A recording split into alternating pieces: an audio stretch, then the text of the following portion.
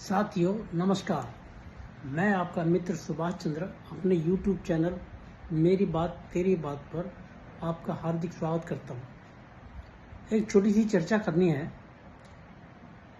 कल जमाते इस्लामी की रैली को हमास के पूर्व अध्यक्ष ने वर्चुअली एड्रेस किया और आज एर्नाकुलम में क्रिश्चियन कन्वेंशन सेंटर पे 3 बम ब्लास्ट हुए। ये क्या कोई इत्तेफाक है? ये बात सोचने की है, बड़ा गंभीर विषय है। लेकिन इससे भी गंभीर विषय एक दूसरा है कि 7 अक्टूबर से हमास ने इजराइल पे हमला किया और उसके बाद युद्ध बराबर बढ़ता जा रहा है। अमेरिका और यूरोपियन कंट्रीज इजराइल के साथ खड़े हैं।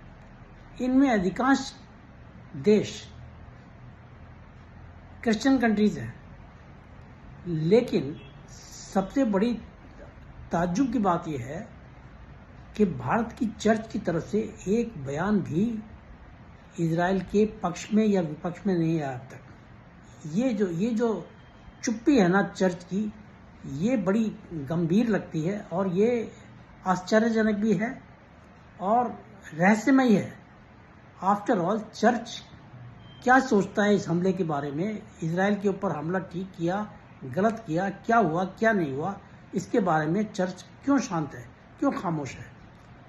मेरी बात आपको हो सकता है अटपटी लगेगी, लेकिन एक कारण तो मेरे को कभी कभी ये लगता है कि देखिए, भारत में इस्लामिक ताकतें और क्रिश्चियन ताकतें दोनों हिंदुओं को कन्वर्ट करने में लगी हुई हैं। ये एक दूसरे को कन्वर्ट कभी नहीं करते, जबकि गरीबी इन दोनों के अंदर भी है। लेकिन भारत के हिंदुओं गरीब हिंदुओं को ही कन्वर्ट करते हैं। ईसाई बनाएंगे या मुसलमान बनाएंगे, लेकिन आपस में एक दूसरे का कन्वर्जन नहीं करते। ये एक साठगांठ है और हो सकता है इसी कारण से चर्च बिल्कुल चुप है। चर्च ने कोई स्टेटमेंट नहीं दिया। लेकिन आज जो बम ब्लास्ट हुआ, ये चर्च के लिए खतरे की घंटी है और चर्च को कम से कम ये सोचना चाहिए कि पूरा क्रिश्चियन वर्ल्ड इस वक्त इजराइल के साथ खड़ा है और ईरान जैसे मुल्क, कट्टरपंथी मुल्क, इस युद्ध को एक तरह से ईसाई इस्लाम युद्ध में कन्वर्ट करने की भरसक कोशिश कर रहे हैं। आप ये देखिए कि इराक में अमेरिकन सेंटर पे हमले हुए, सीरिया जैसी कंट्री में जो पिछले कई साल से गृह युद्ध में उलझा रहा है, लाखों लोग जिसके मर गए, वो तक अमेरिका के अमेरिकन सेंटर पे हमला कर रहा है, इजराइल पे हमला कर रहा है। ये कहां से इतनी ताकत आ गई भाई इसके अंदर? और ये लोग जब हमला कर रहे हैं तो ये भारत के चर्च को भी सोचना चाहिए ना। ये चुप क्यों बैठे हैं? मेरे को आज तक ये कहानी समझ नहीं आई। आपको याद होगा पिछले दिनों जब राहुल गांधी भारत जोड़ो यात्रा पे निकला था, तो उस वक्त तमिलनाडु के एक जॉर्ज पुनिया थे, क्रिश्चियन पेस्टर थे। उन्होंने बड़े खतरनाक शब्द हिंदू धर्म के लिए बड़े खतरनाक शब्द इस्तेमाल किए थे और उन्होंने कहा था, हम भारत भूमि की हमारे पर गंदगी लग जाएगी, इसलिए हम जूते पहन के चलते हैं, नंगे पैर नहीं चल सकते हैं।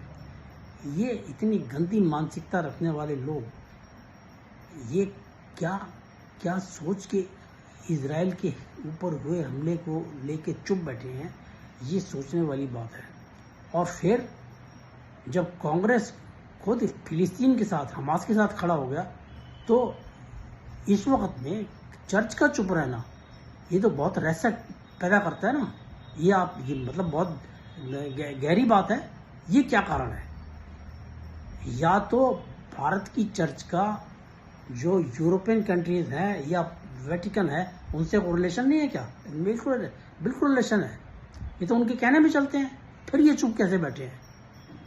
जबकि वेटिकन में पोप ने खुलेआम इस चीज़ के ऊपर जोर दिया है कि भाई वहाँ पर युद्ध विराम होना चाहिए और इजराइल को राइट टू एग्जिस्ट है और उसके युद्ध बंदियों को, हमास को छोड़ देना चाहिए। लेकिन ये भारत का चर्च क्यों चुप है? कोई बड़ा चर्च का लीडर आज तक नहीं बोला। ये बहुत गहरी बात है, बहुत गंभीर बात है।